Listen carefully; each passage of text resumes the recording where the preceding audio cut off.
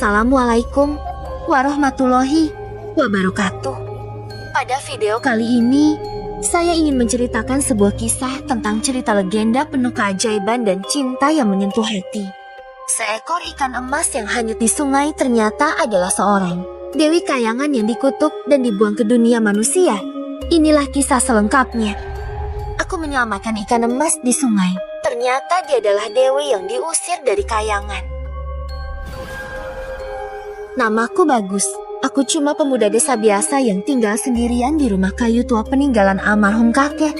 Tepat di pinggir sungai kecil yang mengalir lembut dari kaki gunung Cemoro Kandang. Kisah ini berawal dari saat aku menemukan sesuatu di sungai. Sesuatu yang tak pernah bisa kupahami dengan logika, hingga mampu merubah segalanya. Pagi itu langit masih berkabut, dan embun menetes pelan dari ujung daun bambu di belakang rumah. Aku memanggul ember kecil dan joran tua. Seperti biasanya, sungai selalu jadi tempat pelarian bagiku, tempat satu-satunya yang terasa seperti rumah sejak orang tuaku pergi merantau ke kota bertahun-tahun lalu. Saat aku sampai di tepi air, suara gemercik sungai terdengar jernih. Tapi ada yang aneh pagi itu. Ada sinar keemasan yang berkilau di bawah permukaan air, seperti serpihan cahaya yang tak pernah kulihat sebelumnya. Aku mendekat pelan. Awalnya kupikir itu cuma pantulan matahari dari batu-batu sungai. Tapi tidak. Itu seekor ikan emas.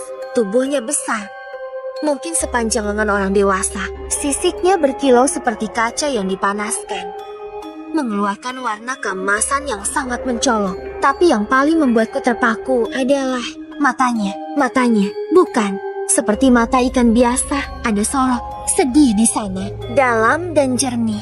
Dan anehnya, ia tidak kabur saat aku mendekat. Aku jongkok di pinggir sungai, hampir tak percaya. Ikan aneh, bisikku. Ikan itu tetap di tempatnya, berenang pelan ke arahku, dan seolah mengangguk. Jantungku berdetak lebih cepat. Aku bahkan lupa cara bernapas sesaat. Aku meraih jaring kecil dan entah kenapa, saat aku menyentuh permukaan air, ikan itu tidak lari. Ia membiarkan dirinya masuk ke dalam jaring, seakan sudah menungguku, seolah memilihku. Aku membawanya pulang, meletakkannya di kolam kecil yang tak pernah kupakai lagi di belakang rumah. Aneh, air kolam yang tadinya keruh perlahan menjadi jernih seperti kaca saat ia masuk ke dalamnya. Aku menatap ikan itu dalam diam, dan untuk pertama kalinya, aku merasa tidak sendiri. Hari mulai siang, aku masuk ke rumah, duduk di lantai kayu, dan menatap langit-langit. Tapi dalam dadaku, ada sesuatu yang berbeda. Ada rasa hangat, rasa yang tak pernah kurasakan sejak kakek meninggal. Malamnya, aku bermimpi. Dalam mimpiku, aku berada di sungai. Itu lagi, tapi kali ini airnya bukan air biasa melainkan berkilauan seperti permata. Dan di seberang sungai, berdiri seorang perempuan berwajah teduh, mengenakan selendang emas yang berkilau seperti matahari pagi. Dia tersenyum padaku, lembut. "Terima kasih, Bagus," katanya pelan, seolah suaranya menyatu dengan angin. Aku tak sempat bertanya siapa dia. Tapi sebelum aku terbangun, dia berkata satu kalimat lagi yang terus terngiang hingga aku membuka mata. "Jangan biarkan aku jatuh ke tangan mereka." Aku terbangun dengan keringat dingin di dahi. Jam dinding menunjuk angka 03,12. Angin malam menerobos masuk lewat celah jendela. Dan di luar, aku mendengar sesuatu dari arah kolam. Suara air, seperti seseorang sedang menyentuhnya pelan-pelan. Aku berjalan ke belakang rumah, membuka pintu perlahan. Di bawah cahaya rembulan, air kolam terlihat tenang, tapi ikan emas itu tidak ada. Lalu, di sudut taman, berdiri sosok perempuan berpakaian putih. Keemasan wajahnya sama persis dengan yang kulihat dalam mimpi. Dan dia sedang menatapku. Apakah aku masih bermimpi? Atau sungguh-sungguh telah terjadi sesuatu yang tak bisa dijelaskan oleh dunia? Yang pasti, sejak malam itu, hidupku tak pernah sama lagi. Matanya persis seperti dalam mimpi, teduh namun menyimpan kesedihan yang dalam. Rambut panjangnya berkilau keemasan seperti lembayung senja yang tenggelam di balik sawah. Selendang tipis melingkari bahunya, berkibar perlahan ditiup angin malam. Aku terpaku, kakiku tak bisa bergerak. Perempuan itu berdiri di tepi kolamku, seolah ia memang berasal dari sana, seolah air itu adalah rumahnya. Dan entah bagaimana, aku tahu Dia bukan orang biasa. Kah, kau siapa? Tanyaku pelan. Nyaris tak bersuara. Dia tidak menjawab. Langkahnya ringan seperti embun, mendekatiku perlahan. Saat dia melangkah, tak ada bunyi dari tanah atau dedaunan. Kering seolah bumi tak ingin membuat suara saat dia lewat. Lalu dia berkata dengan suara yang nyaris seperti bisikan angin. Namaku, Laras. Laras, itu nama yang diam-diam kupikirkan saat pertama kali melihat ikan emas itu di sungai. Tapi aku belum pernah mengucapkannya, belum pernah sekalipun menyebutnya di depan siapapun. Bagaimana kau tahu? Dia menatapku lembut, tapi sorot. Matanya berubah muram. Aku sudah lama melihatmu.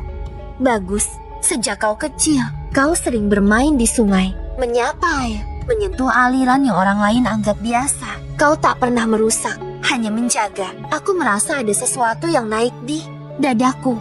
Entah kenapa aku ingin menangis. Aku, ikan emas itu, kan? Tanyaku. Meski suara hatiku sudah tahu jawabannya. Dia mengangguk pelan. Aku bukan dari dunia ini. Langit malam seolah berhenti sejenak. Hanya suara jangkrik dan desir dedaunan yang menjadi saksi keheningan antara kami. Aku dari kayangan, atau dulu pernah begitu. Tapi aku dibuang, karena aku mencintai dunia ini. Karena aku mencintai manusia. Dia berhenti sejenak, menatap bulan seolah menyimpan luka di balik cahayanya. Aku dikutuk menjadi ikan, terperangkap di sungai itu. Hingga seseorang menyelamatkanku bukan karena ambisi, bukan karena pamrih, tapi karena kasih. Dadaku sesak.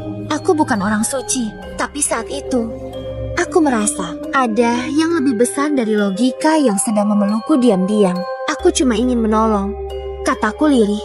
Itulah yang menyelamatkanku, jawab Laras sambil tersenyum. Senyum yang begitu halus, tapi membuat mataku terasa panas. Tiba-tiba, suara gemerisik terdengar dari balik semak di ujung pekarangan. Aku menoleh cepat, Laras juga. Tapi saat aku menoleh kembali ke arahnya, dia sudah menghilang.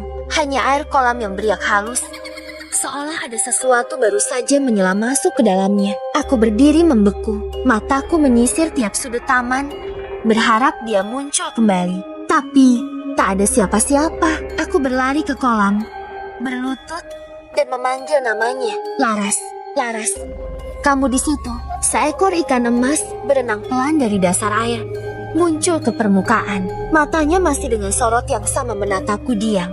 Dan dari kejauhan, aku bisa merasakan sesuatu. Seseorang mengamati kami dalam diam.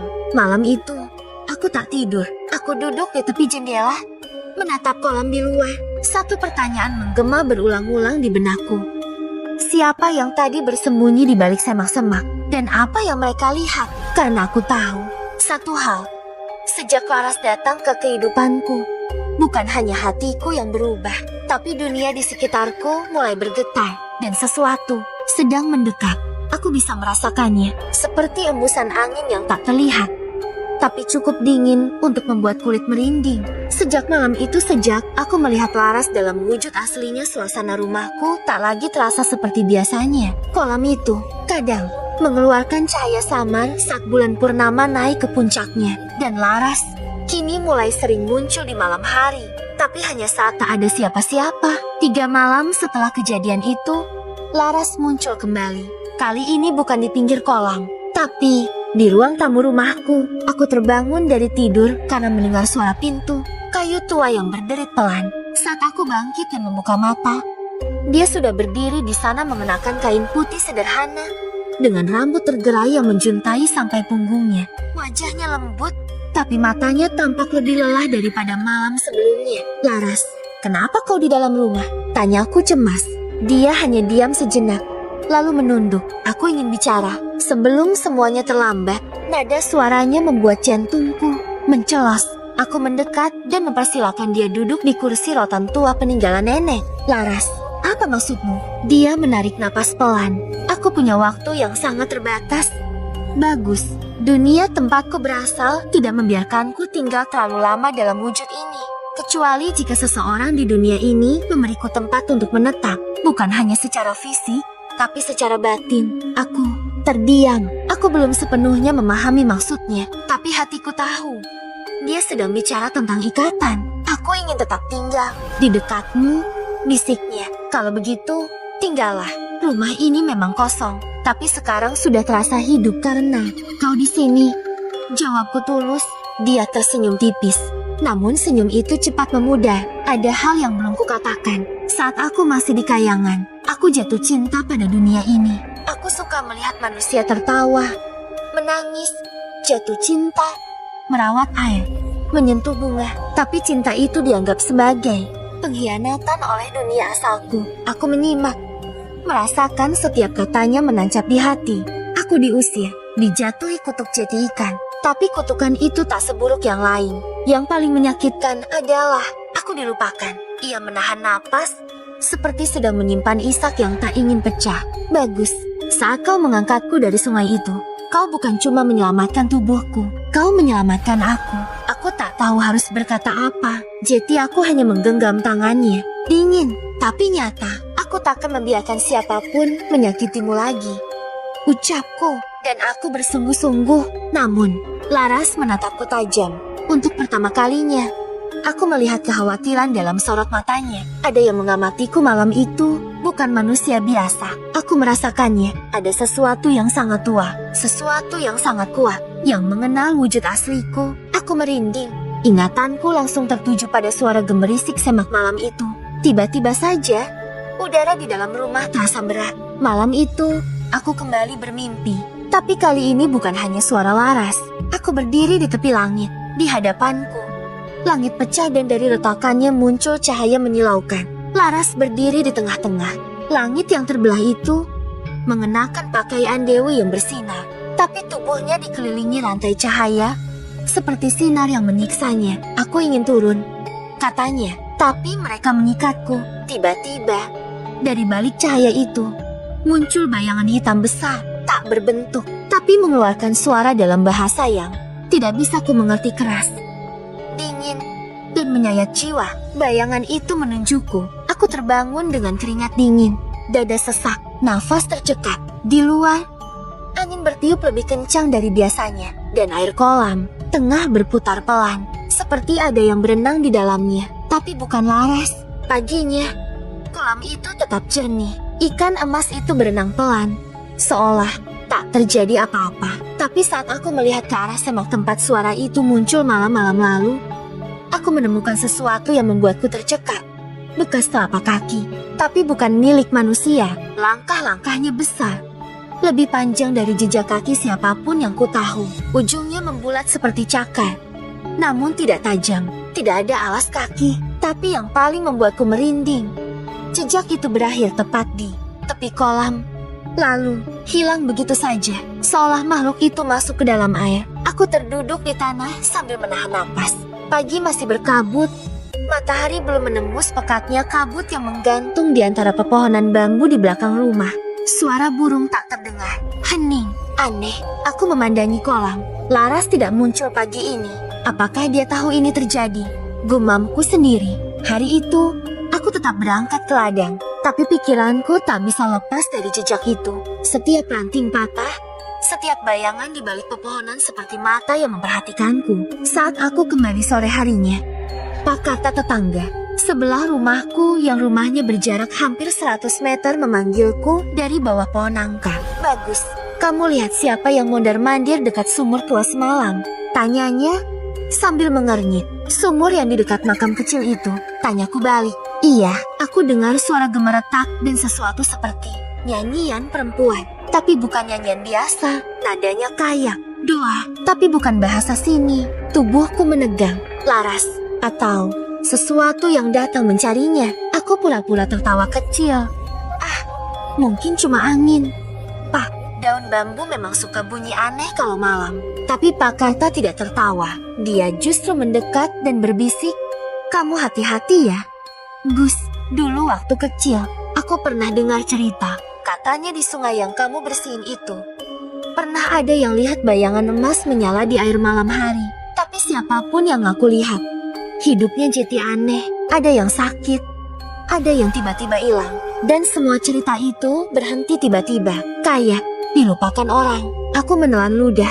Apakah aku sudah membuka sesuatu yang sengaja dikunci oleh waktu? Malam itu, Laras datang kembali. Tapi tidak seperti biasanya. Ia muncul di ambang pintu dalam keadaan basah kuyup, seperti baru keluar dari sungai. Bagus, suaranya parau. Aku harus bicara cepat. Apa yang terjadi? Ada yang membuntutiku dari alam sana. Aku pikir aku cukup kuat bersembunyi di sini. Tapi ternyata mereka bisa mencium keberadaanku. Aku menggamit tangannya dan membantunya. Duduk, matanya merah. Bukan karena marah tapi karena takut. Apa maksudmu mereka? Aku tak bisa menyebut nama mereka. Tapi mereka adalah penjaga gerbang langit dan bumi. Mereka tak suka kalau ada yang seperti aku mencoba hidup di antara manusia. Apalagi jika ikatannya dengan manusia terlalu dekat. Aku terdiam, tapi Laras memandangku dengan tatapan yang begitu dalam. Kau ingat mimpi-mimpimu? Itu bukan mimpi biasa. Itu adalah panggilan. Dunia di atas mencoba menarikku kembali. Lalu kenapa kamu tetap di sini? Tanyaku pelan. Dia menunduk. Karena aku tak ingin kembali. Aku ingin tahu seperti apa rasanya hidup sebagai manusia, merasakan air hangat, matahari, senyum, dan rasa kehilangan. Aku tersentak. Kehilangan? Laras menggigit bibirnya. Bagus. Jika suatu saat nanti aku menghilang, kau harus ingat ini. Aku tak pernah benar-benar pergi. Kau cukup datang ke tempat kita pertama bertemu. Panggil aku dan ingatkan aku siapa aku. Aku menggenggam tangannya. Jangan bicara seperti itu. Kau tidak akan pergi. Tidak kali ini. Tiba-tiba, angin bertiup kencang dari arah kolam. Suara air berdesir, diikuti oleh desiran aneh. Seperti desah nafas panjang dari sesuatu yang bukan manusia. Aku melangkah ke jendela, dan di sana dari balik kabut aku melihatnya. Sosok tinggi besar, berdiri di antara pohon pisang dan bambu. Tak jelas wajahnya, tapi tubuhnya tampak berpendar kebiruan, seperti kabut yang menyatu dengan cahaya. Dia diam, menatap ke arah rumahku, ke arahku, dan kemudian menghilang begitu saja, seperti larut dalam kabut malam. Aku menoleh ke Laras, tapi dia sudah tak di kursi. Aku panik, mencari ke setiap ruangan, namun semua kosong. Dan ketika aku kembali ke kolam, aku melihatnya, seekor ikan emas berenang pelan dengan mata yang berkaca-kaca. Aku terpaku. Itu dia, itu Laras. Aku tahu, entah bagaimana, jiwa Laras terkunci kembali dalam wujud asalnya ikan emas dari sungai. Tapi kenapa? Siapa yang melakukannya? Dan bagaimana aku bisa menyelamatkannya lagi? Tanganku bergetar saat kuletakkan di permukaan air. Ikan emas itu berhenti berenang dan mengangkat kepalanya sedikit. Matanya masih menyimpan kesedihan yang sama. Laras, aku di sini.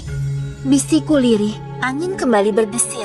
Tapi kali ini bukan dari arah kolam. Dari arah hutan kecil di belakang rumah. Ada suara dedaunan digesek dengan kasar, seperti seseorang atau sesuatu berlari menembusnya. Aku berdiri cepat. Mataku tetap menatap ke arah suara. Kemudian, tok, tok, tok. Seseorang atau sesuatu mengetuk pintu rumahku 3 kali, pelan, tapi teratur. Jam menunjukkan pukul 2:17 dini hari. Siapa yang datang di jam seganjil begini? Aku berjalan perlahan. Langkahku menekan kayu. Lantai yang berderit pelan. Tanganku menggenggam gagang pintu dengan napas tertahan. Ku tarik pintu dengan hati-hati. Tidak ada siapa-siapa. Tapi di lantai depan pintu, ada sebuah benda kecil berkilau. Benda itu sisik ikan emas, tapi agak kusam, seperti sudah kehilangan sinarnya. Aku mengambilnya dan pada saat itu juga, suara perempuan menggema dalam pikiranku. Kau harus menemukan tempat asalmu, Laras, atau tubuhmu akan membeku di antara 2 alam. Itu suara yang belum pernah ku dengar sebelumnya, tapi terasa sakral, tegas, seperti suara yang datang bukan dari dunia ini. Pagi harinya, suasana desa berubah. Ada aura aneh yang membuat semua orang lebih pendiam dari biasanya. Di warung kopi, Pak, kata membisikkan sesuatu yang membuat bulu kuduku naik. Semalam ada yang lihat makhluk tinggi seperti asap jalan di dekat jembatan tua. Gus, warga bilang itu penunggu kayangan yang marah. Apa maksudnya marah? Tanyaku hati-hati. Ada yang bilang alam atas mulai retak karena ada satu makhluknya yang menolak pulang. Aku tahu yang dia maksud, Laras. Dan yang lebih membuatku khawatir, bukan hanya keberadaan Laras yang kini terancam, tapi juga dunia kami yang mulai terganggu keseimbangannya. Malam harinya, aku memutuskan pergi ke sumur tua tempat yang disebut Pak Karta kemarin. Aku membawa sisik ikan itu dan sebuah lentera kecil. Jalan setapak di belakang rumah mulai jarang dilalui orang karena konon katanya tempat itu dingin walaupun tidak hujan. Tapi aku tak peduli. Langkahku terhenti saat sampai di depan sumur. Angin berhenti. Daun-daun tak bergoyang. Seperti semuanya menahan napas. Kemudian tanah di samping sumur bergetar pelan. Seolah ada sesuatu yang bangkit dari bawah sana. Laras, aku memanggil. Berharap jiwanya masih mendengarku. Namun yang muncul bukan suara Laras, melainkan tangan putih kebiruan. Muncul dari dalam sumur panjang dan lentur seperti kabut, tapi memiliki jari-jari. Tangannya tidak mencengkeramku. Ia hanya menunjuk ke arah utara, ke arah sungai tempat aku menyelamatkan Laras untuk pertama kali. Lalu menghilang begitu saja ke dalam sumur. Tanganku menggenggam sisik emas itu lebih erat. Aku tahu ini bukan mimpi. Aku tahu ini bukan hayalan. Ini adalah peringatan dan mungkin petunjuk. Aku pulang malam itu dengan satu keputusan dalam hati. Aku harus mencari tempat asal Laras. Tempat dia dulu diusir. Tempat yang membuatnya dicari makhluk-makhluk penjaga alam. Sebelum mereka menemukannya lebih dulu. Itu yang terus terngiang-ngiang di kepalaku sepanjang pagi. Aku tahu waktuku tidak banyak. Jika benar makhluk langit sedang mencarinya, maka hanya masalah waktu sebelum mereka menemukannya dan membawanya pergi. Aku menatap sisik emas di tanganku, yang kini terlihat makin pucat, seolah-olah ia perlahan kehilangan kehidupan. Aku harus menemukan tempat asal Laras, tempat di mana dia pertama kali diusir dari kayangan. Tapi kemana aku harus mulai? Lalu aku teringat satu tempat yang dulu sering disebut-sebut para orang tua di desaku. Hutan lemah langit, hutan purba yang katanya dulu adalah tempat pertemuan antara dunia manusia dan para penghuni langit. Tempat itu sekarang seperti terlupakan, terkubur dalam ketakutan dan larangan tak tertulis. Dulu, kakek pernah bilang, di tengah hutan itu ada pohon tua berwarna perak yang katanya dulunya adalah gerbang ke langit. Dan dari gerbang itulah para penghuni langit turun, termasuk Laras. Aku tak membuang waktu. Siang itu juga, dengan bekal air, sisik emas, dan lentera, aku melangkah ke pinggiran desa. Jalur menuju hutan lemah langit sudah tak dipakai puluhan tahun. Rumput dan semak belukar menutupinya seperti tak ingin ada manusia lagi yang melewatinya. Tapi aku tetap masuk. Semakin jauh aku melangkah, udara berubah. Bukan hanya dingin, tapi juga berat. Seperti menapaki alam yang bukan lagi milik manusia. Suara burung menghilang, tak ada suara serangga, hening yang tak wajar. Lalu aku melihatnya, pohon perak itu berdiri menjulang di tengah padang kecil, dengan batangnya berkilau samar seperti cermin tertutup kabut. Tapi yang membuat kakiku nyaris goyah bukan hanya karena pohonnya, melainkan karena ada seseorang berdiri di depannya. Sosok tinggi, berselimut kabut tipis, dengan rambut terurai putih panjang seperti benang kapas. Ia tidak menatapku, tapi aku tahu dia tahu aku datang. Aku ingin mundur, tapi tubuhku terpaku. Kemudian sosok itu berbicara tanpa membuka mulut.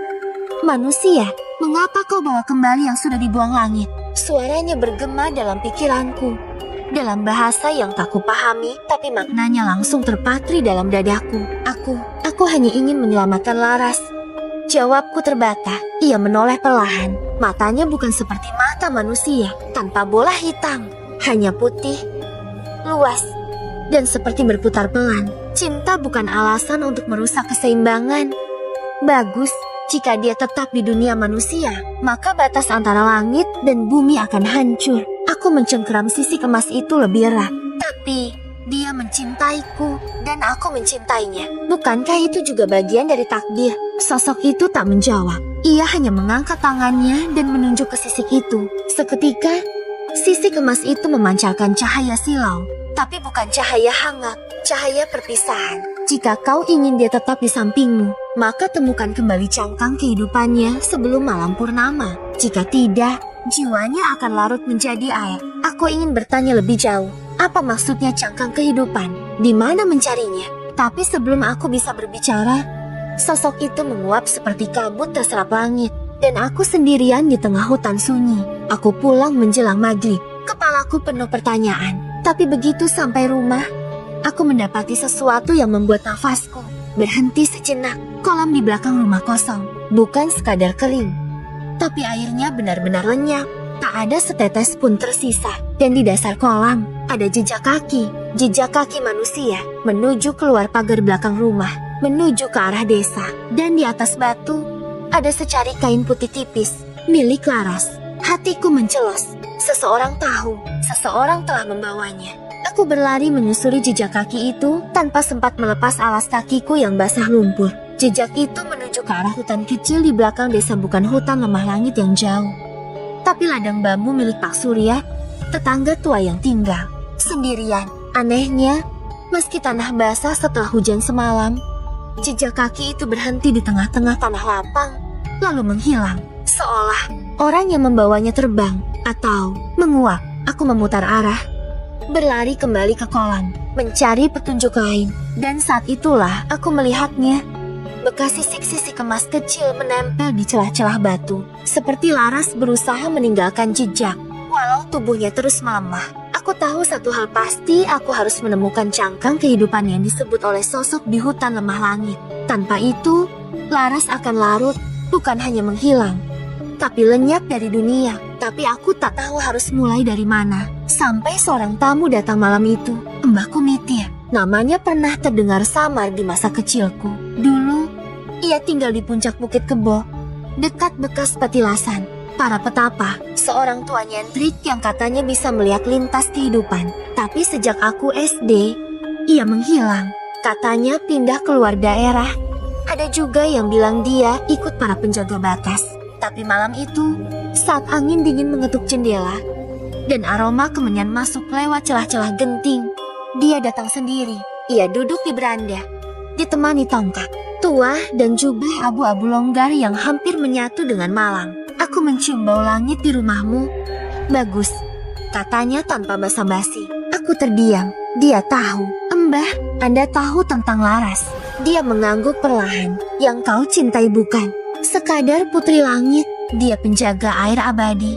Dulu, dia diturunkan untuk menjaga keseimbangan sungai di bawah desa ini sebelum para tetua-tua memutuskan mengusirnya karena takut kekuatannya membuat langit marah. Dan sekarang, sisiknya jatuh. Itu tanda dia kehilangan bentuknya. Kau punya waktu sampai purnama tiba untuk mencarikan dia cangkangnya, tempat jiwanya bisa menetap dan kembali stabil. Aku menelan ludah. Di mana aku bisa menemukannya? Mbah Kumitir mengangkat kepalanya. Matanya keruh tapi tajam. Lalu, dari saku jubahnya, ia mengeluarkan kepingan kecil seperti batu karang yang bersinar kehijauan. Ini bukan cangkangnya, tapi serpihannya. Aku menerimanya dengan hati berdebah saat kulitku menyentuhnya.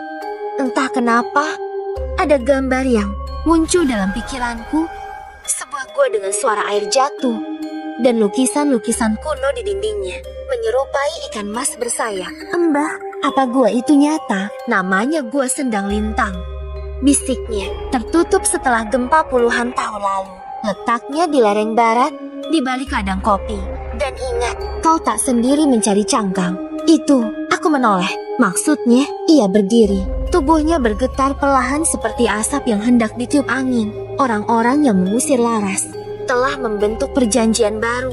Mereka ingin membungkam jejaknya selamanya. Bahkan jika harus menghapusmu juga. Sebelum aku sempat bertanya lebih jauh, Mbah Kumitir sudah berjalan perlahan meninggalkan rumahku dan menghilang di ujung bayangan. Malam, bahkan jejak kakinya pun tak tertinggal. Malam itu, aku tak bisa tidur. Angin berdesir menembus jendela dan suara gemericik halus seperti air menetes terdengar dari balik dinding kamar. Saat aku membuka jendela, tak ada hujan, tapi ada setetes air emas yang jatuh ke lantai kayu. Aku tahu itu dari Laras. Ia masih bertahan, entah di mana. Dan aku berjanji pada diriku sendiri, aku akan masuk ke Gua Sendang Lintang, menembus reruntuhan, menantang siapapun yang menghalangi, dan menemukan cangkang kehidupan itu sebelum purnama datang menjemput Laras untuk selamanya. Itulah janji yang terus menggaung dalam kepalaku ketika fajar menyingsing perlahan dari balik perbukitan. Matahari belum sepenuhnya muncul, tapi aku sudah berdiri di bawah pohon randu tua, membawa serpihan cangkang yang diberikan Mbah Kumitir. Sebuah lentera kecil dan doa yang tak henti-henti kupanjatkan dalam hati. Lelumputan basah mengusap kakiku ketika Ketika aku melangkah ke arah barat ke jalur tua yang menuju ke ladang kopi milik keluarga Pak Dirman, yang konon menyimpan jalan tersembunyi menuju lereng terlarang. Tempat di mana gua sedang lintang di kubur bumi. Tak ada yang pernah melewati jalur ini sendirian, tapi aku tak sendiri. Karena sejak aku menyentuh serpihan itu, aku bisa merasakan suara Laras. Bukan dalam bentuk kata-kata, tapi desiran air, hembusan angin, dan getaran tanah yang halus. Seolah alam sendiri membimbingku ke tempatnya berasal. Namun, tak lama kemudian, aku tahu bahwa perjalanan ini takkan mudah. Karena jalan setapak itu tiba-tiba berubah menjadi sunyi. Terlalu sunyi, tak ada suara burung, tak ada suara daun. Hanya gemerisik dedaunan yang seperti menarik-narik ujung celanaku. Dan bayangan aneh di balik pohon-pohon kopi. Lalu langkah kakiku terhenti. Di hadapanku, sebatang pohon beringin raksasa menjulang. Dengan akar menjalar membentuk dinding alami. Dan tepat di tengahnya, ada gerbang batu setinggi tubuh manusia. Ditutupi lumut dan daun kering. Ukirannya hampir terhapus oleh waktu. Tapi bentuknya seperti ikan dengan sayap melebar, simbol yang sama seperti dalam bayangan dari serpihan itu. Aku tahu aku sudah dekat. Tapi saat aku mencoba melewati gerbang itu, angin mendadak berhenti. Dan dari balik kabut tipis, muncul sosok tinggi berjubah hitam kelam, tanpa wajah, tanpa suara. Tangannya menjulur ke arahku, dan tiba-tiba seluruh tubuhku terasa berat, seolah aku sedang menahan batu di dadaku. "Siapa kau?" tanyaku. Dengan suara nyaris tak keluar, sosok itu diam. Namun, dari balik keheningannya, terdengar suara, bukan dari mulut, tapi dari pikiranku sendiri, yang hidup tak boleh menyeberang tanpa izin penjaga. Aku memegangi serpihan di sakuku, lalu mengangkatnya tinggi-tinggi. Ini serpihan cangkang milik penjaga air. Aku datang bukan untuk mengambil kekuatannya, tapi untuk mengembalikan jiwanya. Sosok itu diam, lalu perlahan mengangkat tangannya dan menyentuh udara membentuk lingkaran cahaya yang berputar seperti pusaran air. "Buktikan ketulusanmu. Ujian akan datang dari dalam, bukan dari luar." Seketika, aku merasa tanah di bawahku retak. Bukan gempa, tapi lebih seperti dunia yang berpindah. Dalam sekejap, aku tidak lagi berada di ladang kopi. Aku berada di dasar sungai tanpa air. Langit di atasku berwarna ungu. Udara dipenuhi suara tangisan yang tak terlihat sumbernya. Aku berputar, kebingungan. Tapi di depan sana, aku melihat siluet Laras berjalan menjauh dariku. Perlahan-lahan, Laras, Laras. Tunggu, aku berlari. Tapi setiap aku melangkah, mendekat, tubuhku seakan makin berat. Napasku terengah, kaki serasa terikat. Laras menoleh, dan untuk pertama kalinya, aku melihat wajahnya menangis. "Kamu terlambat." "Bagus." Mereka menghapusku. Aku menjerit, "Tidak, aku di sini. Aku berjuang." Namun Laras melangkah lebih jauh, dan cahaya di tubuhnya mulai memudar. "Bagus, jangan datang kalau hatimu ragu."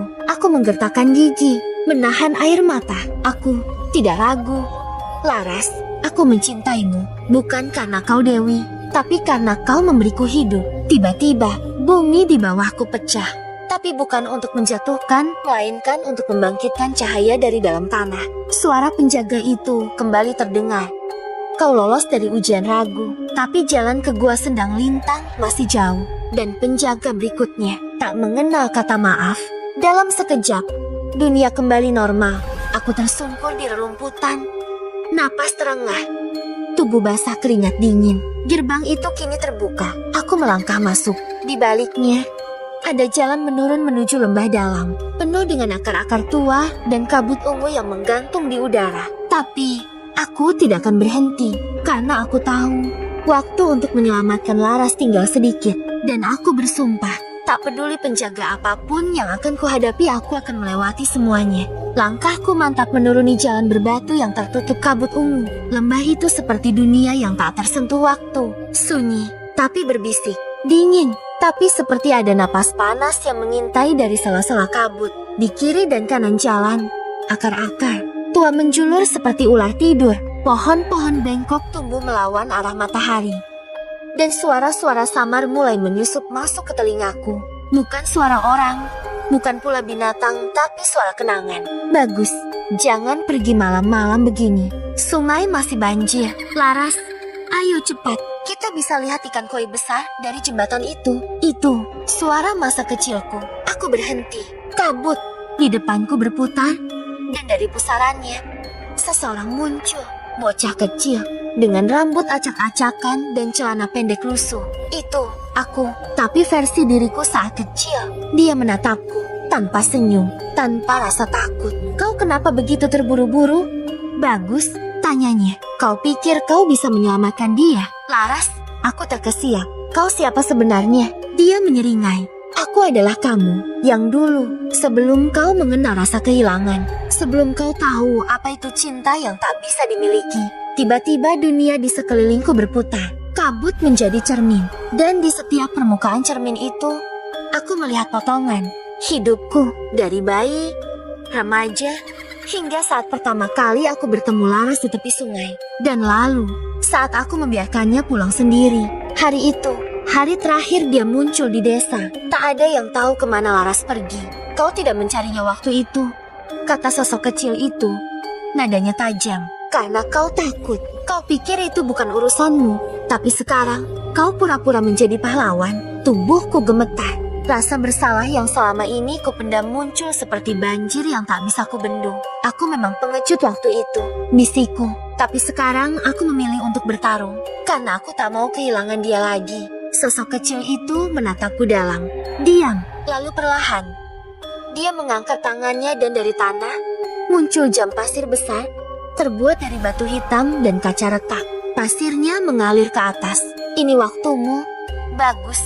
Kalau kau ingin menebus semuanya, kau harus melawan penyesat waktu. Tiba-tiba, dari balik bayangan pohon, muncul sosok berjubah abu-abu. Wajahnya ditutupi topeng dari cermin. Ia berjalan perlahan, membawa tongkat bengkok seperti akar tua. Setiap kali tongkat itu menghantam tanah, waktu di sekitarku melambat. Daun yang jatuh terhenti di udara. Napasku terasa berat. Kau ingin melewati lembah ini, maka waktumu harus diuji. Aku mencoba bergerak, tapi kakiku tertahan. Seolah waktu di sekitarku beku. Penyesat waktu itu mendekat, dan dengan suara berat berkata, aku akan tawarkan 3 pilihan. 1 akan membuatmu kembali ke masa lalu, 1 membuatmu tetap di masa sekarang, dan 1 lagi akan membawamu ke masa yang belum tentu ada. Pilihlah, dan nasib Laras akan bergantung padamu. 3 pintu muncul dari tanah. Pintu kayu dengan ukiran awan tertulis, ulangi yang belum selesai. Pintu batu dengan simbol matahari tertulis, hadapi yang sedang berjalan. Pintu emas dengan cahaya terang tertulis, masuki yang tak dikenal. Hatiku bergetar. Aku tahu, 1 pilihan bisa membuatku gagal, tapi diam juga bukan jawaban. Aku melangkah ke depan dan menaruh tangan di pintu emas. Aku tak ingin kembali, dan aku tak bisa hanya diam di sini. Jika aku ingin menyelamatkan Laras, maka aku harus masuk ke waktu yang bahkan belum dijanjikan. Penyesat waktu terdiam. Lalu, pintu itu terbuka. Di baliknya, hanya ada gelap dan suara tawa kecil. Suara Laras memanggil namaku. Aku melangkah masuk, dan dunia berubah menjadi lautan cahaya.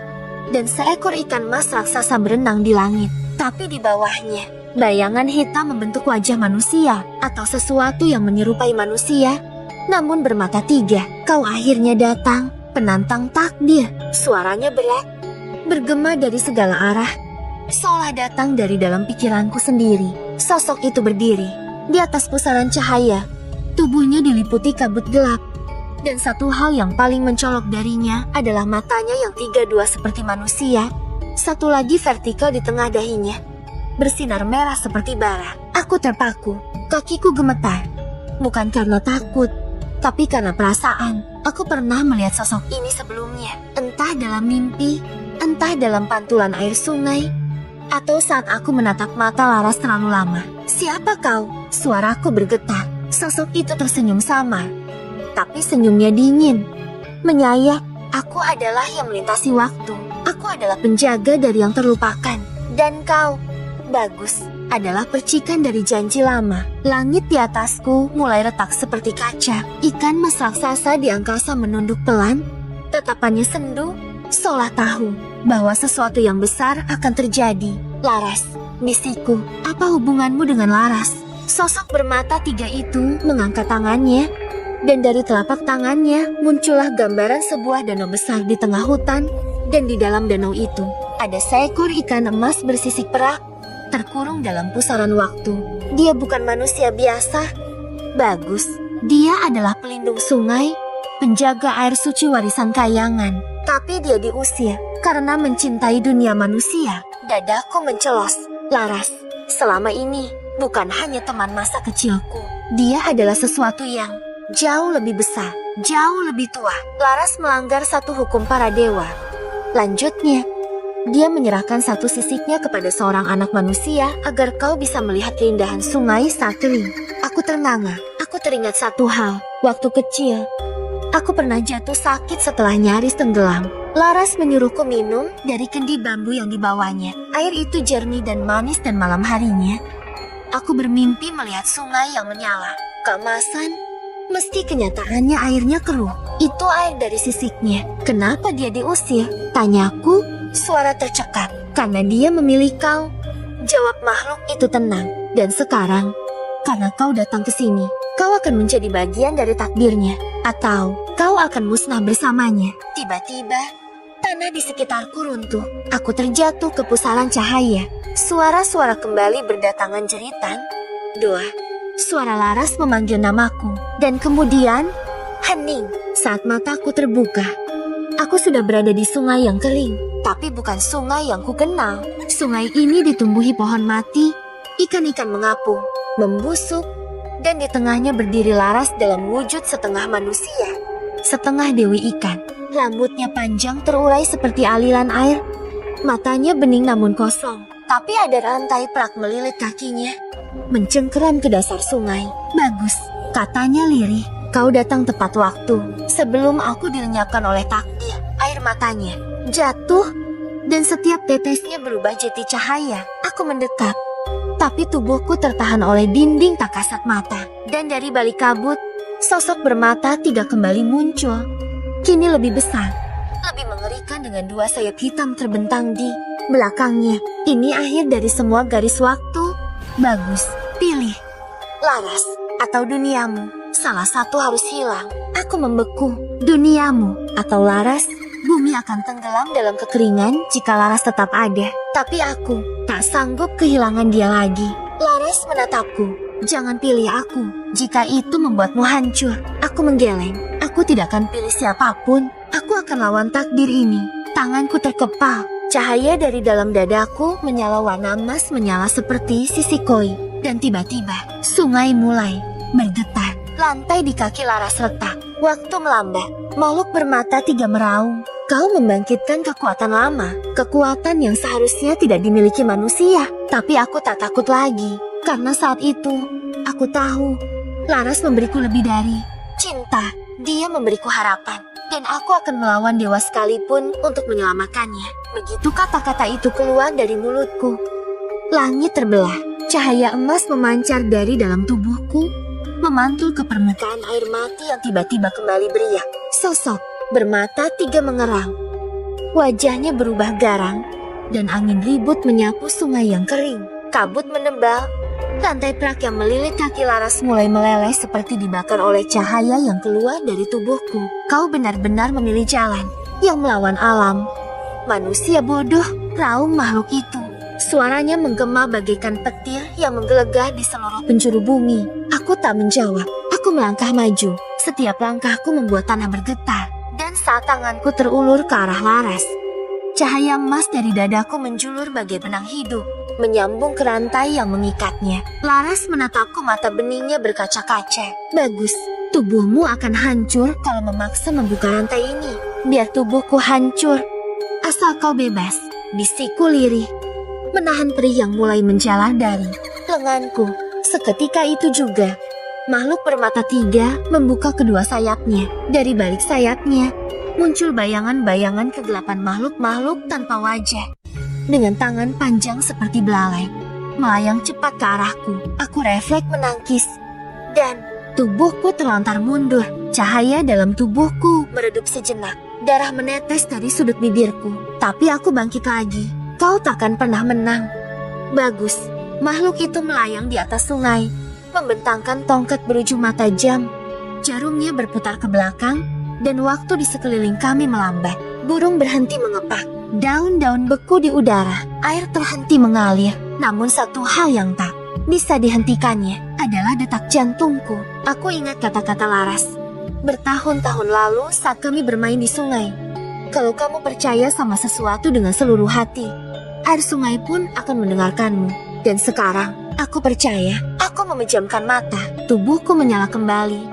Kali ini lebih terang, lebih panas, dan di sekelilingku muncullah kilatan bentuk-bentuk ikan koi emas yang mengelilingi tubuhku seperti pelindung. Dengan sisa tenaga, aku melompat ke arah Laras, menebas rantai dengan cahaya dari tanganku. BRAK, rantai meledak, dan pada saat yang sama, dunia seperti menguap. Kami bertiga, aku, Laras, dan makhluk itu terseret ke pusaran cahaya yang tiba-tiba terbuka di dasar sungai, seolah alam membuka portal antara dunia manusia dan dunia roh. Aku terbangun di tempat yang sangat asing. Langit merah darah, pohon-pohon melayang, udara terasa seperti kaca retak. Laras di sampingku, dalam wujud manusianya, pucat dan lemah.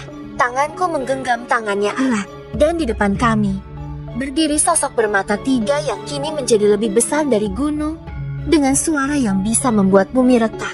Selamat datang di ruang penentu akhir. Ia mengangkat tangannya, dan timbangan cahaya muncul di udara. Di satu sisi, bayangan Laras.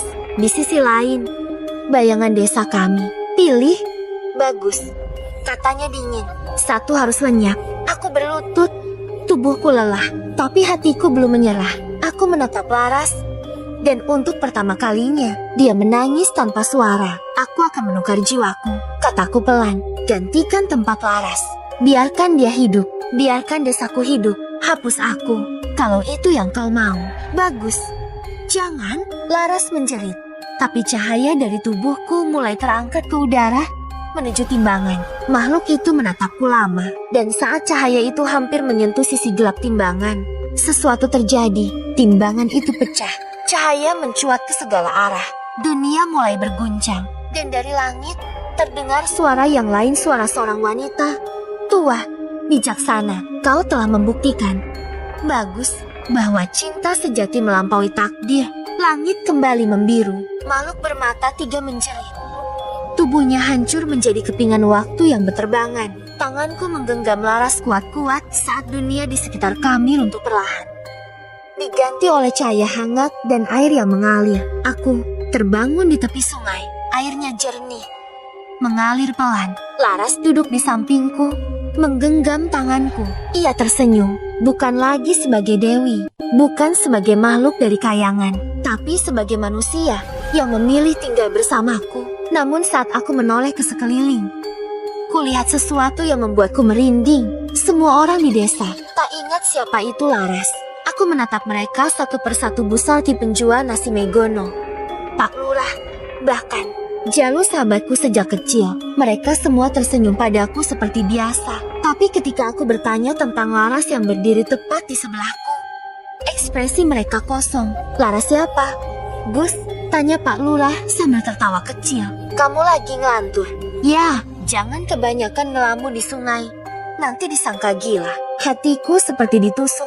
Laras menggenggam tanganku erat, seolah ia tahu inilah harga yang harus kami bayar. Kami berjalan melewati gang-gang sempit desa. Aku menyapa setiap orang, berharap ada satu saja yang masih mengingat siapa dia. Tapi tidak, tak ada satupun. Bahkan rumah tempat Laras dulu tinggal telah menjadi bangunan kosong yang tak berpenghuni.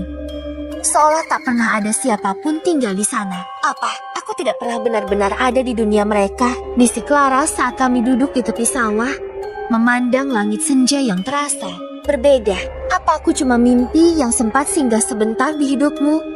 Bagus, aku menatapnya tak berani menjawab. Karena jujur saja, aku juga bertanya-tanya. Namun satu hal yang ku tahu, aku melihatnya, aku menyelamatkannya, aku mengorbankan segalanya demi bersamanya. Dan sekarang, hanya aku yang bisa mengingat. Kalau kau memang mimpi, kataku, menyentuh pipinya lembut.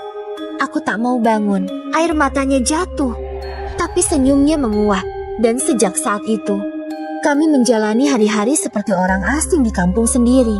Laras tidak lagi bisa keluar bebas. Setiap kali dia bicara dengan orang lain, mereka hanya mengangguk sopan lalu berlalu tak pernah benar-benar menjawab.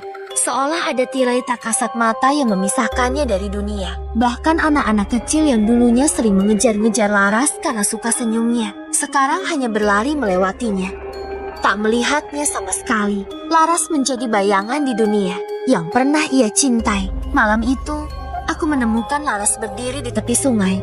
Angin menerbangkan rambut panjangnya, bulan-bulat sempurna, dan air mengalir pelan seperti mengerti isi hati. Bagus, katanya tanpa menoleh. Aku tahu aku tak seharusnya ada di sini. Laras, jangan dengar dulu, katanya cepat, menahan air mata. Dunia ini punya hukumnya sendiri. Aku bagian dari dunia lain. Dan mungkin waktu kita bersama hanya hadiah sementara. Mungkin aku harus kembali sebelum dunia ini mulai menolak keberadaanku. Aku melangkah mendekat, menggenggam tangannya erat. Kalau dunia ini menolakmu, aku akan menolaknya juga. Aku tak peduli. Bagus, kita sudah melewati neraka bersama.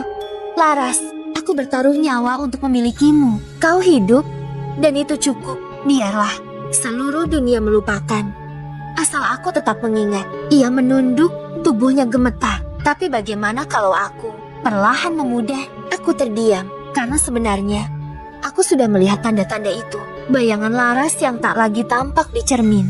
Suaranya yang kadang tak tertangkap di rekaman.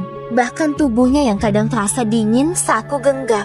Dia mulai menghilang, perlahan. Keesokan harinya, aku terbangun dan mendapati tempat tidurku kosong. Laras tak ada. Aku berlari keluar, ke sawah, ke sungai, ke batu tempat kami biasa duduk. Tak ada jejak. Tapi saat aku tiba di bawah pohon waru tua di tepi sungai, angin berembus pelan dan daun-daun berputar di kakiku. Di sana tergeletak sesuatu, sebuah sisik emas, bersinar, hangat dan lembut. Aku berlutut, menggenggam sisik itu erat di dada. Laras, bisikku. Dan saat air mata jatuh ke sisik itu, suara lembut menyapaku, masuk ke dalam hati. Aku tak akan pergi. Aku hanya kembali ke tempat di mana aku bisa menunggumu. Lebih lama lagi.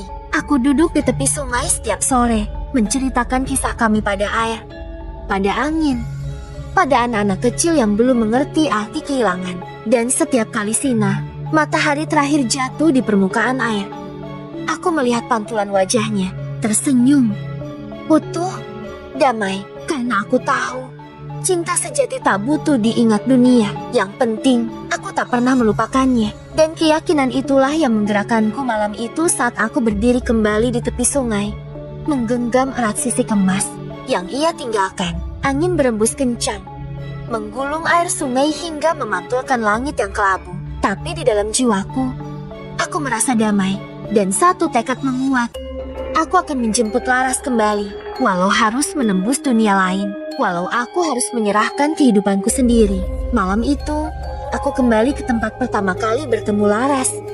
Pusaran sungai di bawah akar beringin tua, kupanjatkan doa dalam hati sambil menahan getar di dada. Dewi Sungai, jika aku pernah menyentuh batas kehidupan dan kematian saat menyelamatkan Laras, maka izinkan aku menyeberanginya sekali lagi.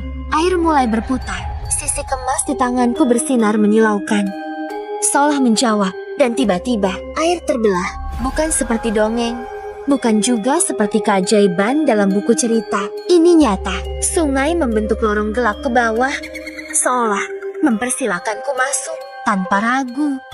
Aku melangkah. Tubuhku ditarik ke dalam lorong air yang dingin dan sunyi. Lalu segalanya gelap. Aku terbangun di sebuah tempat asing. Langit kelam, tanpa bintang. Tanah berpasir hitam, dan sungai emas mengalir pelan di bawah jembatan batu. Di kejauhan, berdiri sebuah gerbang raksasa dari cahaya yang berdenyut seperti napas. Di depan gerbang itu berdiri makhluk-makhluk berjubah putih, bermata bening, dan berwajah tak bercela para penjaga batas dunia roh. Siapa namamu? Manusia, tanya salah satu dari mereka. Suaranya bergema langsung ke dalam kepala. Bagus, jawabku tegas. Aku datang mencari Laras Dewi yang pernah kalian buang ke dunia manusia. Mereka saling menatap. Lalu satu di antaranya membuka gulungan cahaya menampilkan riwayat Laras, termasuk pengusirannya, penyelamatannya olehku, dan kenangan-kenangan yang bahkan aku tak tahu pernah ada. Cintamu besar, tapi keberadaanmu di sini akan mengguncang keseimbangan. Aku tak peduli.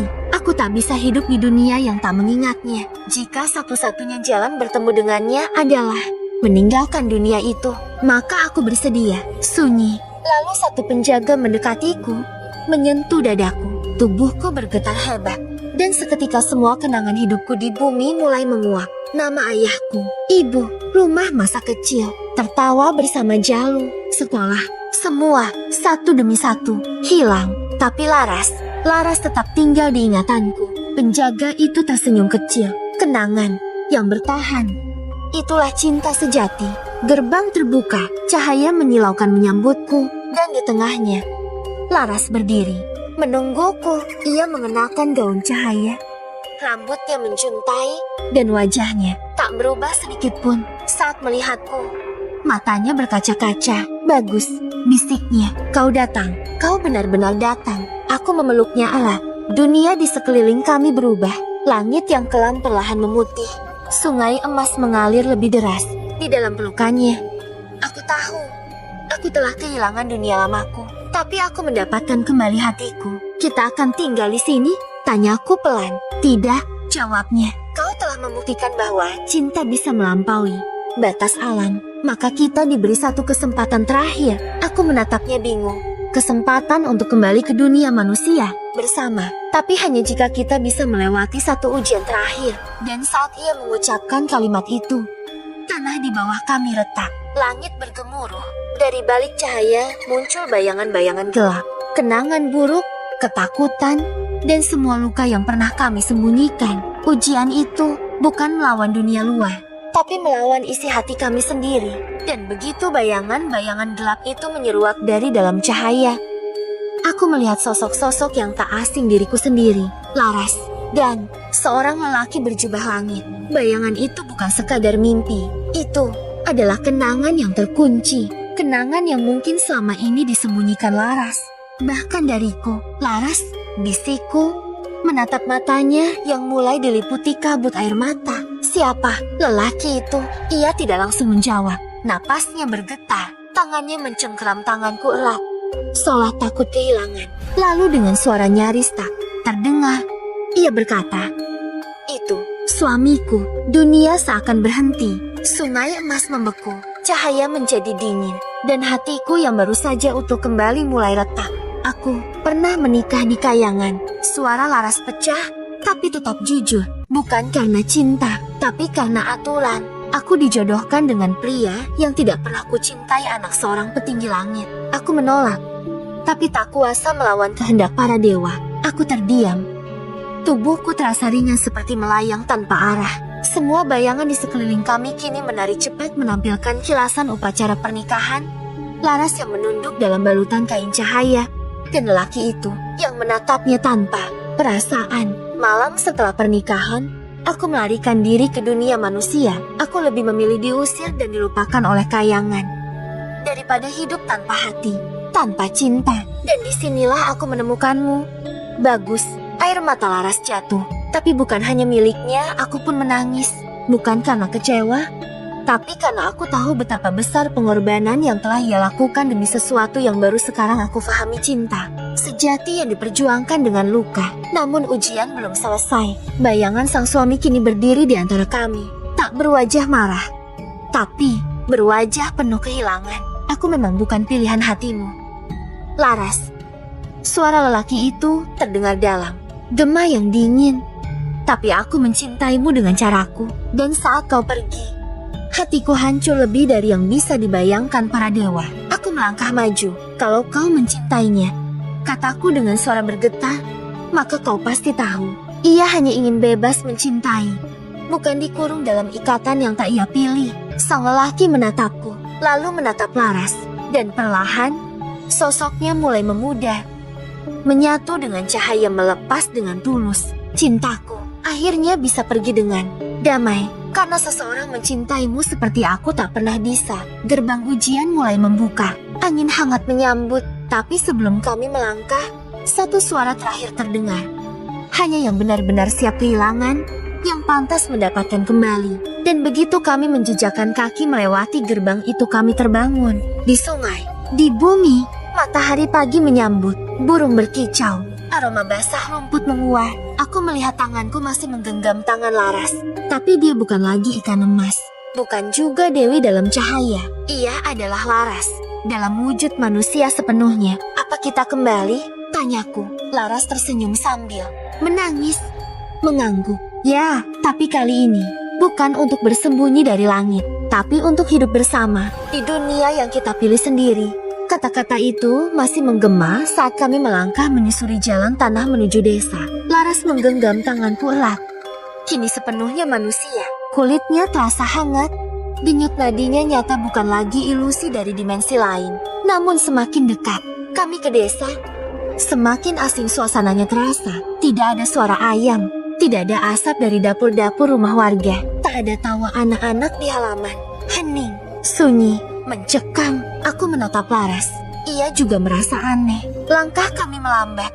Waspada. Begitu melewati tikungan pertama, jantungku seketika serasa ditarik ke dasar bumi.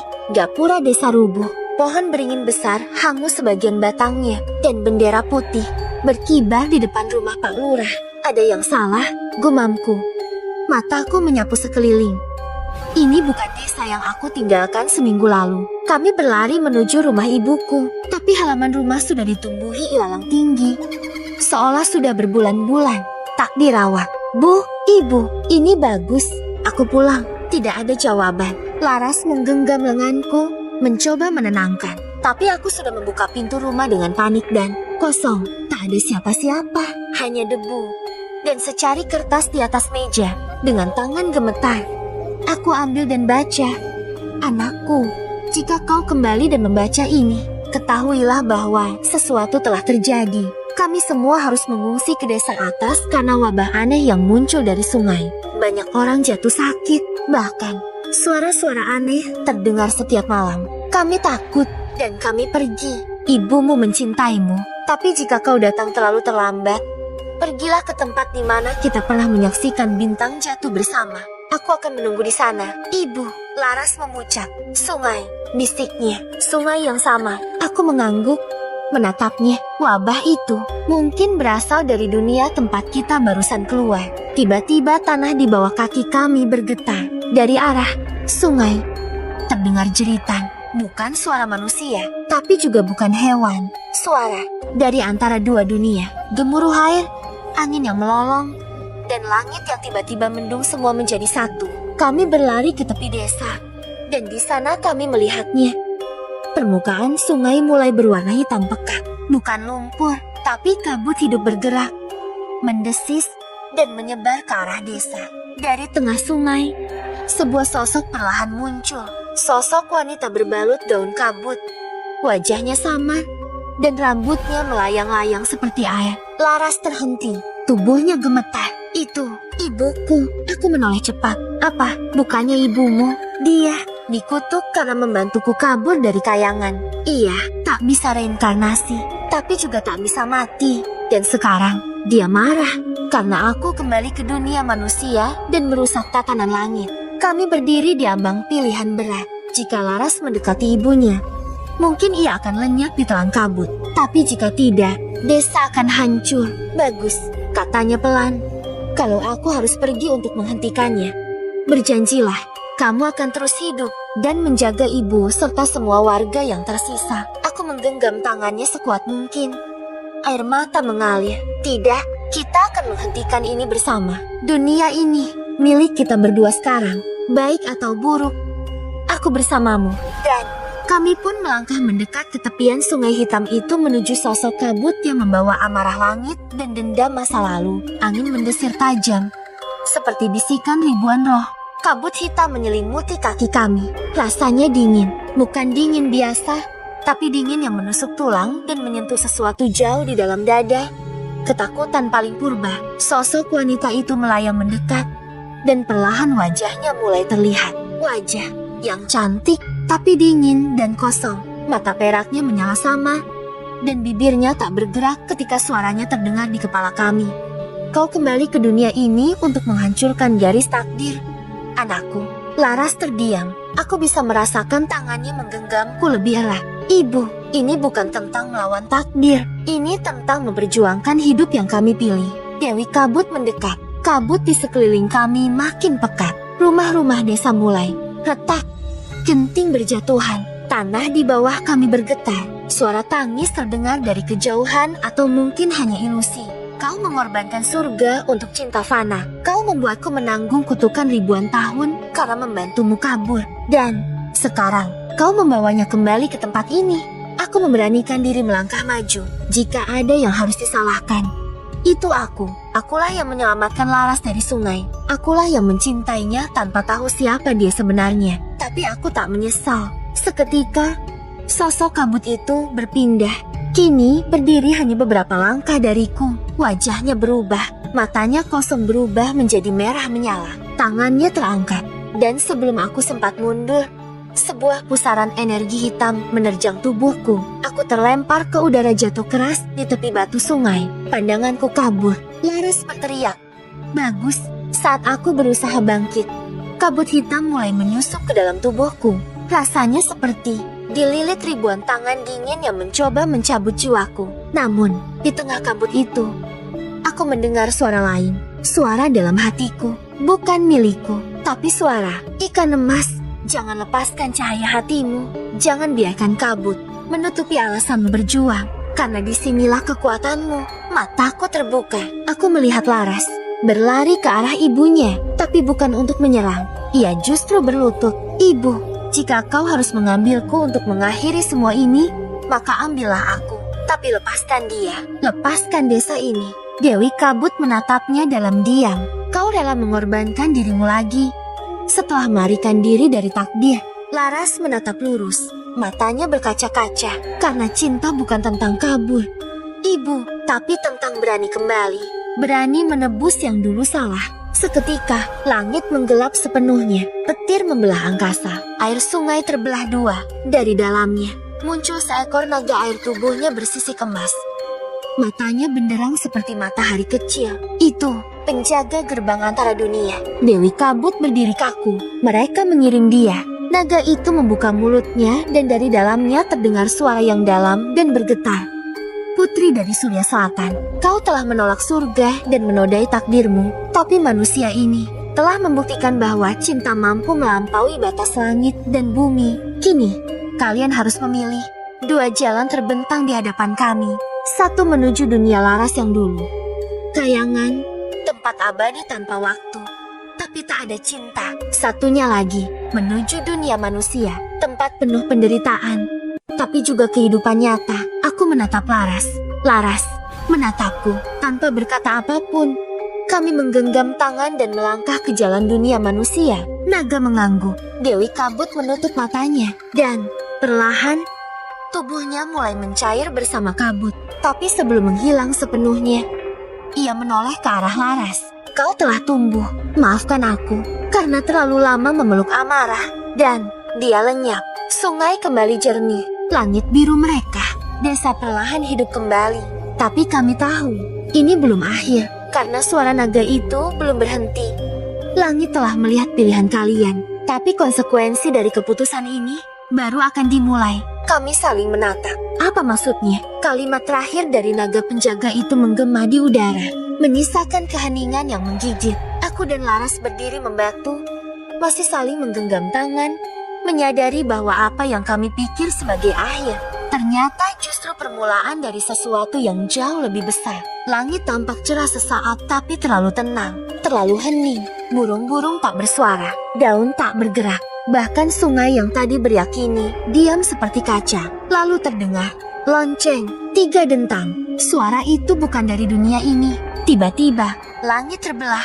Dari celah putih itu turun sebuah bayangan tinggi, berbalut jubah abu-abu seperti kabut dan berkerudung gelap. Langkahnya tidak menyentuh tanah, tapi setiap gerakannya meninggalkan bekas retakan waktu yang terlihat seperti cermin pecah di udara. Orang-orang desa mulai keluar dari rumah. Mereka tak melihatnya, tapi mereka menggigil. Seakan tubuh mereka tahu bahwa waktu di sekelilingnya sedang berubah bentuk. Aku merangkul Laras. Siapa itu? Laras menatap ke arah bayangan itu. Matanya melebar. Itu Penjaga waktu. Sosok itu mendekat, suaranya tak terdengar lewat telinga, tapi langsung menusuk ke kepala. Kau, putri yang meninggalkan langit. Dan kau, manusia yang menahan takdir. Kalian telah memutus jalur waktu yang seharusnya tertutup. Kami terdiam. Aku bisa merasakan sesuatu di dalam tubuhku, seperti jam yang diputar mundur. Cepat, lalu berhenti paksa. Waktu di sekeliling kami terasa rusak. Dunia kalian telah bergeser dari garisnya. Satu tindakan cinta telah memecah alur ribuan tahun. Laras menggeleng. Kami hanya ingin hidup damai, tidak mengganggu siapapun, tapi waktu tidak mengenal damai. Ia hanya mengenal keseimbangan. Dan ketika keseimbangan terganggu, maka akan ada tumbal. Tanpa peringatan, penjaga waktu mengangkat tangannya. Bayangan hitam menjalar dari tanah, menciptakan lingkaran di sekeliling kami. Tiba-tiba, desaku berubah. Rumah-rumah menjadi tua dan runtuh. Pepohonan mengering. Udara menua. Waktu bergerak cepat ke masa depan yang suram. Kami seperti melihat versi masa depan desa yang musnah. Apa ini? Masa depan? Aku bertanya dengan suara tercekat. Penjaga itu menjawab, ini adalah kemungkinan. Jalan yang kalian buka karena seorang putri abadi memilih kehidupan fana. Dunia tak lagi utuh. Laras berdiri tegak. Kalau memang harus ditebus, maka kami akan menebusnya, tapi bukan dengan kehancuran. Beri kami waktu untuk memperbaikinya. Penjaga waktu terdiam. Lalu dari balik jubahnya muncul jam pasir perak. Butiran cahayanya berkilau, tapi cepat menipis. Kalian diberi waktu, tapi hanya sampai butir terakhir ini jatuh.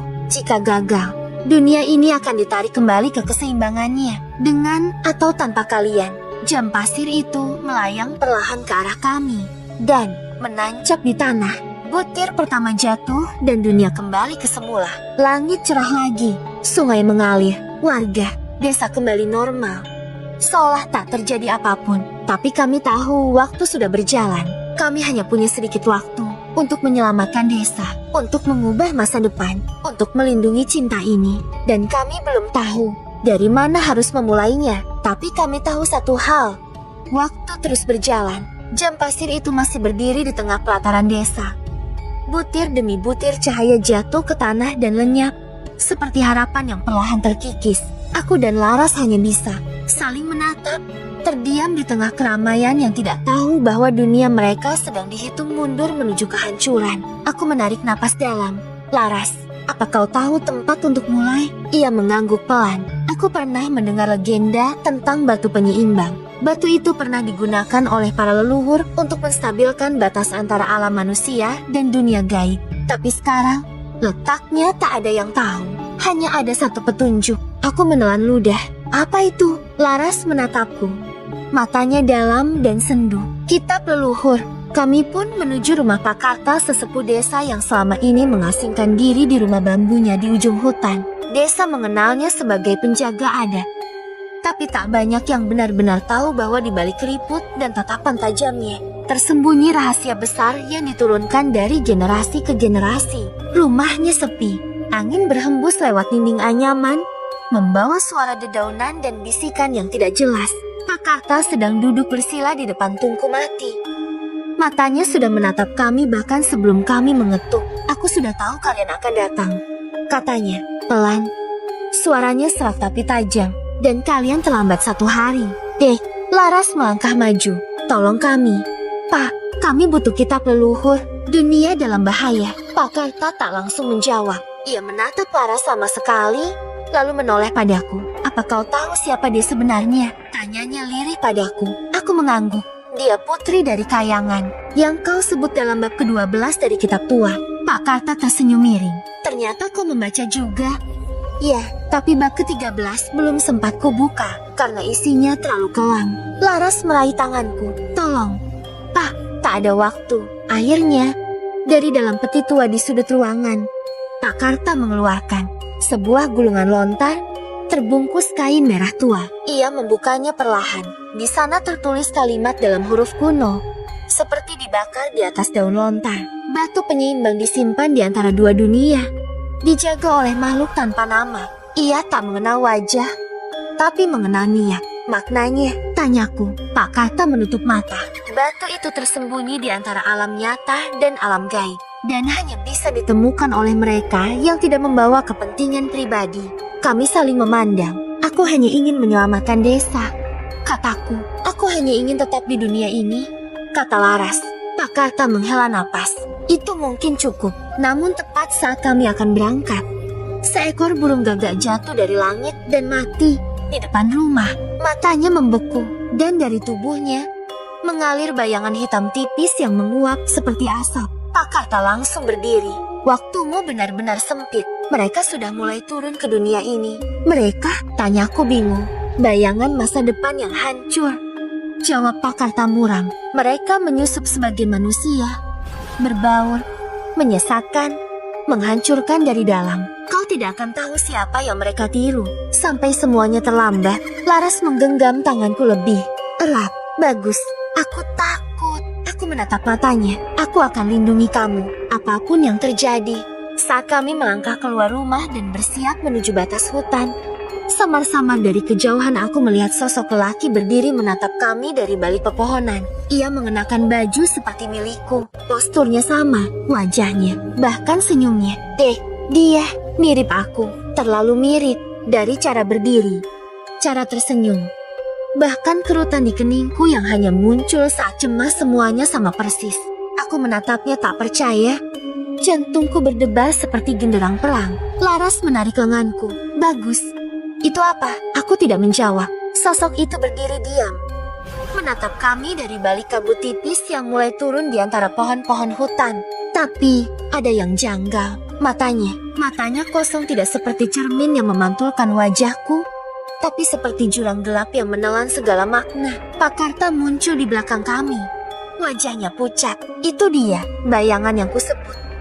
Bisiknya, ngeri. Dia mengambil wujudmu. Bagus. Aku maju setapak. Meskipun seluruh tubuhku gemetar. Apa yang kau mau? Bayangan itu tersenyum. Aku hanya ingin menggantikanmu. Dunia ini tidak butuh dua Bagus. Tiba-tiba, tanah di bawah kami bergetar. Retakan halus membelah jalan setapak di kaki kami. Langit berubah kelam, seolah malam mendadak turun, padahal matahari baru condong ke barat. Dia sedang membuka celah ke antara dua dunia. Seru Pak Karta. Laras menggenggam tanganku erat. Kita harus pergi dari sini.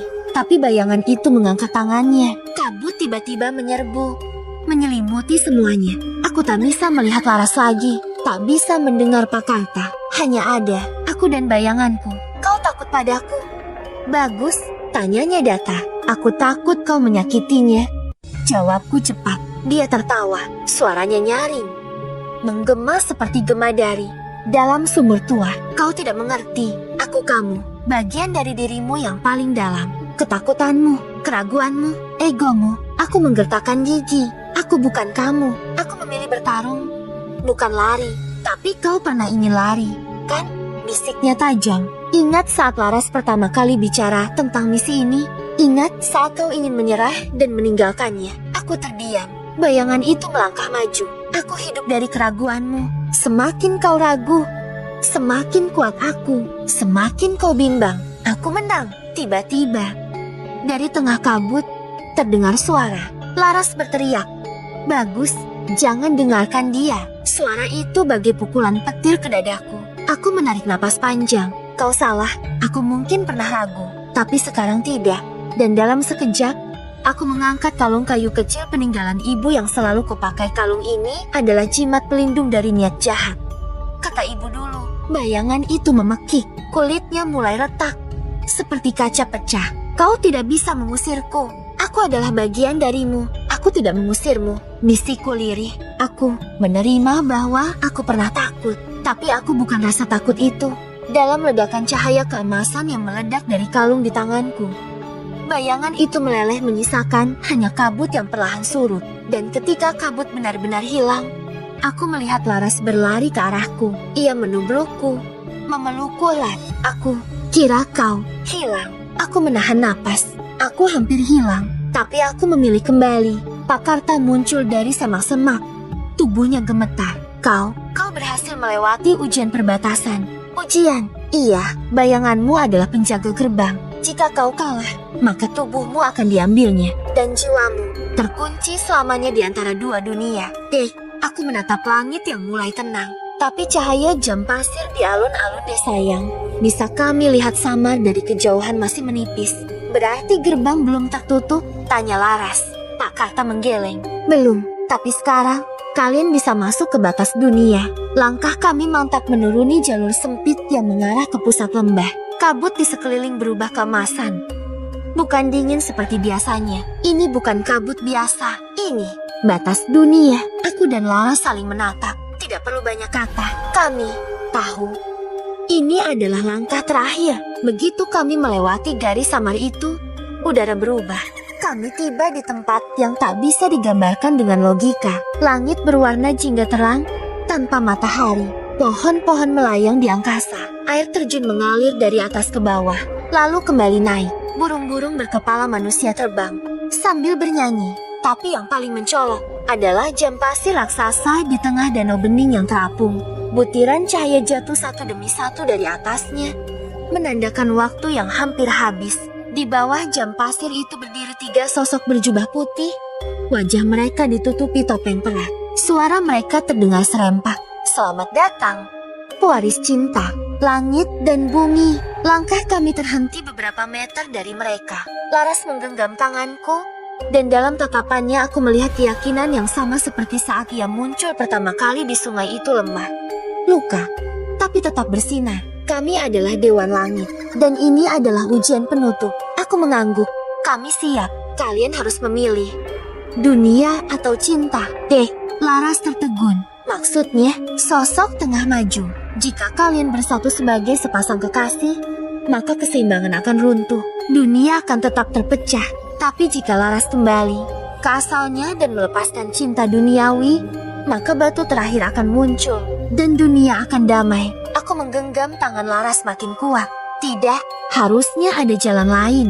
Tidak semua cinta harus dimiliki untuk memberi arti. Ucap salah satu dari mereka pelan.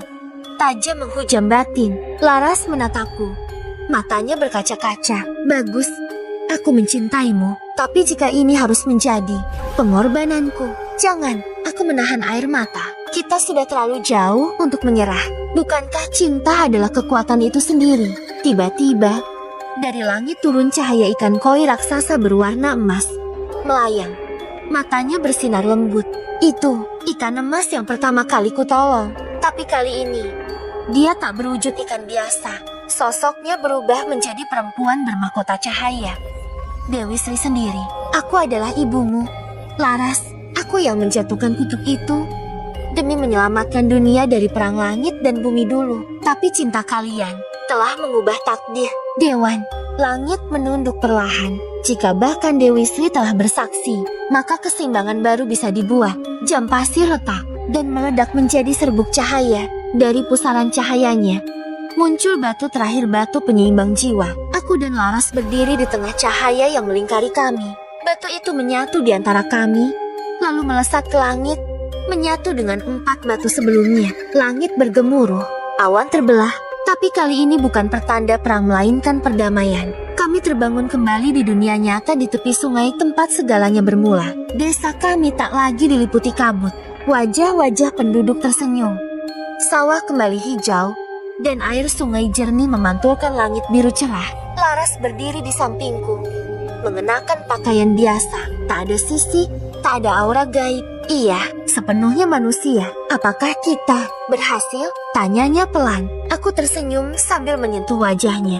Jika aku masih bisa memelukmu seperti ini, berarti dunia dan cinta memilih berdamai. Beberapa tahun kemudian, anak-anak berlarian di tepi sungai, menatap air yang kadang memantulkan bayangan ikan koi keemasan. Di antara mereka, seorang bocah laki-laki memegang botol kaca berisi air bening dan sebutir batu kecil bercahaya. Bu, ini dari sungai. Kenapa batunya bercahaya? Seorang perempuan datang menghampiri. Ia menggendong adik bayi si bocah sambil tersenyum. Matanya lembut, rambutnya panjang dikuncir sederhana. Karena itu batu penyeimbang dunia. Nah, dan kamu adalah hasil dari cinta yang menyelamatkan dua dunia dari kejauhan. Aku bagus mengamati mereka, dan di dadaku sebuah kalung kayu masih tergantung dan akan kusimpan sebagai pengingat akan kisah ini sebagai pelajaran berharga dalam kehidupanku selamanya. Dari kisah ini, kita dapat mengambil kesimpulan dan pesan yang sangat berharga, bahwa kadang kebaikan kecil yang kita lakukan tanpa pamrih seperti menyelamatkan seekor ikan bisa membawa perubahan besar bagi dunia. Cerita ini mengajarkan kita bahwa cinta sejati tak selalu tentang memiliki, tapi tentang keberanian untuk memperjuangkan kebenaran meski harus melawan takdir. Laras dan Bagus bukan hanya menyelamatkan satu sama lain, tapi juga menyatukan dua dunia yang hampir binasa karena dendam masa lalu. Dari cinta mereka, kita belajar bahwa keikhlasan, kesetiaan, dan pengorbanan adalah kekuatan yang mampu mengubah segalanya. Dan sungai yang dulu terlihat biasa, kini menjadi saksi abadi bahwa cinta yang tulus bisa menyelamatkan semesta. Terima kasih telah mengikuti kisah ini sampai akhir. Tamat.